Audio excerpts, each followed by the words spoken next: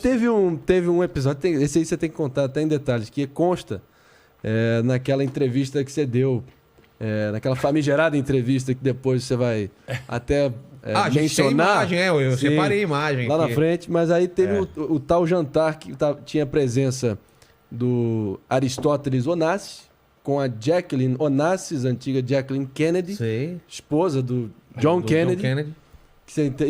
Conte pra nós. E além disso, a presença do Henry Kissinger, que foi o cara que negociou a paz do Vietnã. Então eu vou contar a pedido do André. A pedido isso aqui. E aí eu vou... A pedidos. Vamos passar para um outro tema, porque senão vamos ficar contando essa história aqui. Não, eu estava nessa época casado, vivendo em Paris. Eu fiquei... Você morou então em Paris? Morei durante quase 2 anos em Paris, quando eu me casei. Eu passei assim, os 2 primeiros anos do meu casamento morando lá. Depois eu vim... A Odile veio morar comigo no Brasil, onde eu trabalhava. Mas lá em Paris você trabalhava lá também? Não. Eu passei esse período, enfim, vivendo lá, mas, enfim, sem ter essa preocupação profissional, porque eu já tinha, enfim, um certo patrimônio, estava ali desfrutando dessa minha condição. E ela era uma mulher muito rica também, então ela tinha... Mas de lá vocês também viajavam pela Europa? Viajava, inclusive, porque ela tinha casa em Saint-Tropez.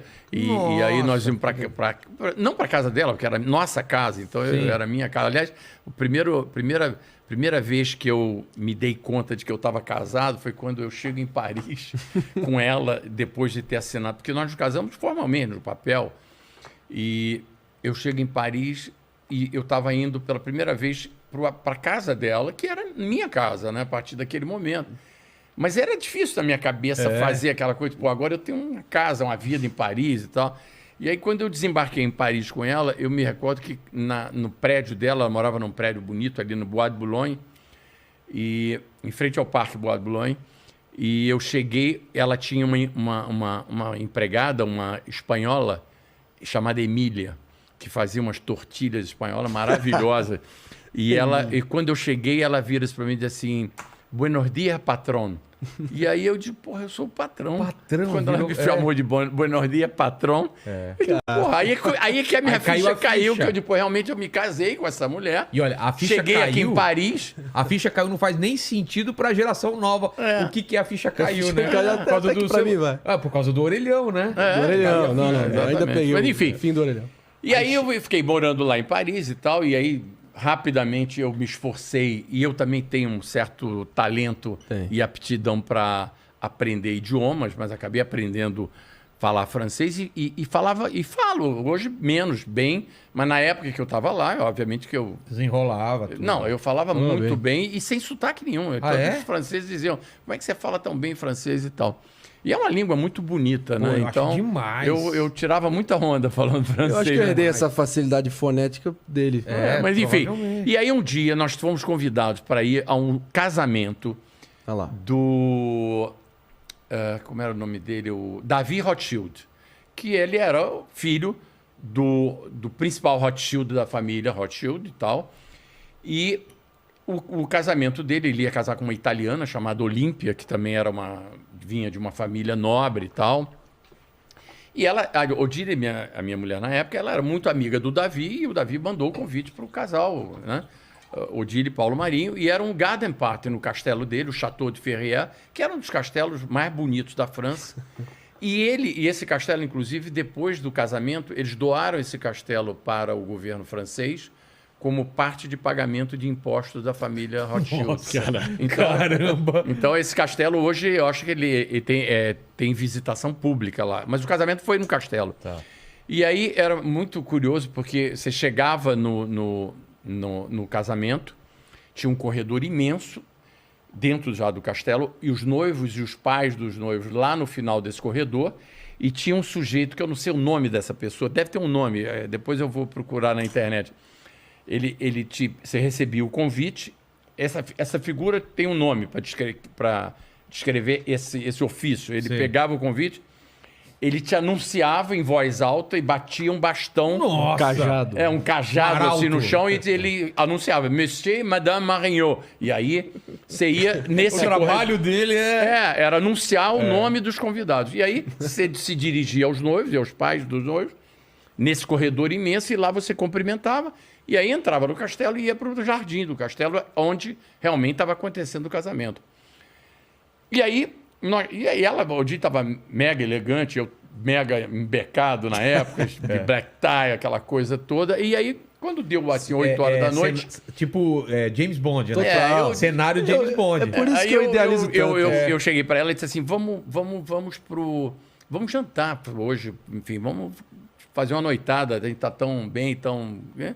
E aí saímos do Garden Party, eram 8 horas da noite. Mas lá, vocês não jantaram lá? Não, era um Garden Party, eu digo, vamos sair daqui, vamos pro jantar. E aí saímos, fomos no Maxim's, que na época era o maior e melhor restaurante da França, que era um lugar assim... Ainda está aberto hoje em dia? Eu acho que... Eu não sei se está aberto, mas acho que... Mas o hoje deve ser... pode dar uma olhada, Maxim, você vê... Maxim deve ser M-A-X-I-M. Quem comprou o Maxim depois, muito tempo depois, foi o Pierre Cardin. Ah, é? Ele comprou o restaurante aqui. E esse restaurante era um restaurante exclusivíssimo. Você chegava ali, mas não era lugar que qualquer um ia. Tinha que conhecer o maître ali, para você conseguir uma reserva ali, era assim, para happy feel. E aí eu cheguei com ela lá, e o maître disse, olha, sexta-feira, 8 da noite, sem reserva, chance zero. Aí ele virou-se para ela e disse assim, mas só tem uma chance aqui. O Onassis está jantando aqui com a Jaqueline. E quando ele janta aqui, a gente deixa a mesa do lado separada, sem dar para ninguém. Porque é uma coisa que a gente faz em delicadeza para ele e tal, em deferência e tal. Eu vou fazer o seguinte, como eu sei que vocês se dão com ele, e ele era muito amigo do Odile, e o pai sabia da amizade dele, então o maître foi lá, e aí ele voltou e disse, olha, o Onassis está convidando vocês para ir jantar com ele. E aí, então... Sentar à mesma mesa. Na mesa dele, porque tem lá, então... Eu disse, e conta pra audiência quem é o Aristóteles Onassis. Enfim, depois vocês dão um Google aí, para não perder isso. Por favor. E aí é o seguinte... E nessa época ele estava casado com a Jacqueline Onassis, que era a Jacqueline Kennedy, viúva do presidente Primeira Kennedy. dama dos Estados Unidos. E aí aí fomos nos dirigimos ao restaurante. Quando eu entro com a Odile no restaurante, sento na mesa do Onassis com a Jacqueline... Você há de convir que todo o restaurante ficava ali em torno da... Todas as atenções do restaurante ficaram voltadas para aquela mesa. E aí, ela me apresentou, a ele, a ela, e ela foi mega simpática, porque eu imagino, eu tinha 22 anos de idade, caí naquela mesa ali, porra.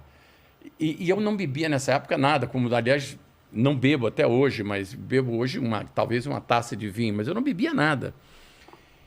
E eu cheguei na mesa, pô, não posso chegar aqui no Maxime, nessa mesa, pedir Coca-Cola, que vai ser um vexame, porque era o que eu gostava de beber. Eu digo, pô, não vou pedir isso aqui e tal. E aí ele chega para mim e disse assim, você não quer beber? Eu disse, não, eu vou tomar água e tal. Ele disse, você não bebe? Eu digo, não, eu não bebo. Ele disse, que idade você tem? Eu disse, 22 anos. Ele disse, olha, você sabe que na sua idade eu também não bebi. Olha que história curiosa que ele me contou. Ele disse, eu nessa idade não bebia. Eu morava em Buenos Aires, e eu trabalhava como concierge de um hotel em Buenos Aires.